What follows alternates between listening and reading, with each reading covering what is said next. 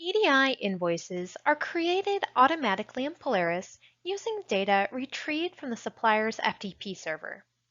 Before you begin using EDI, we'll need to set up your EDI Invoice Defaults in System Administration. CCS will complete this work for you. Let's review your default EDI invoice options. First, we'll need to set up the default values that will allow Polaris to create an invoice line item even if no matching purchase order line item is found. You can designate a default title for the invoice line item, such as title discrepancy or no PO line found. Then, we'll need to designate a branch and a fund for those items. If you want an alert to appear next to any invoice line item that was created using the defaults, we can also add in an alert note. Next, you can specify if you want header charges to be loaded automatically when EDI invoices are created, and if you do want that, what fund should be assigned to those charges. If you don't load the header charges automatically, staff can manually add them in to the EDI invoice after it's been generated. You can also choose to update linked PO line items to be received automatically when the EDI invoice is created. If you check this option, you can also choose to have the on-order item records updated to in process automatically. Libraries can also choose to leave the linked on-order item records with a status of on order until a physical item is received in the building. We can also add in an email address for staff members to whom you want invoice details sent. The invoice log can be delivered to multiple staff if you'd like.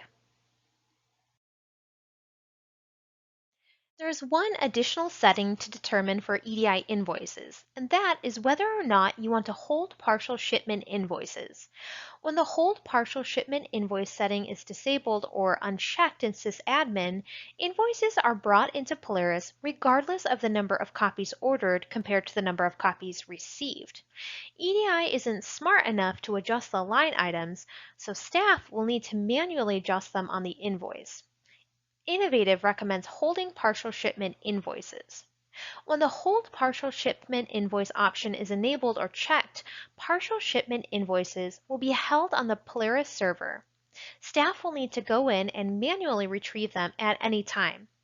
When staff manually pull the invoices in, the line items are split correctly and the correct number of line items are received.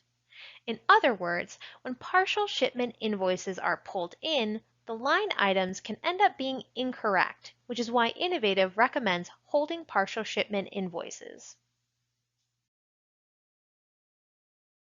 If your library opts to hold partial shipment invoices, Polaris will not automatically create an EDI invoice if the quantity sent and the quantity ordered do not match for at least one title on the invoice. If all the quantities that were ordered are received, then an invoice will be generated automatically and staff can search for and open the invoice using the Invoice Find tool. To generate an EDI invoice where the quantities don't match what was ordered, open the Acquisitions menu and select EDI Services. Choose Process EDI Invoices from the submenu. The Process EDI Invoices workform will appear. Search for the invoice by invoice number, supplier SAN, or the invoice date range. To filter your results by branch, select your branch in the Organization box. Click Go to initiate the search. The ungenerated invoices that meet your search criteria are listed. Staff can review the line items attached to the invoice by right-clicking, selecting the Links menu, and choosing Purchase Order Line Items. To generate the invoice, right-click and select Generate Selected Invoices. The invoice you selected will be generated. To open the invoice, use the Find tool to search for and find the EDI invoice. If you still have questions after completing this lesson, email us at help@ccslib.org.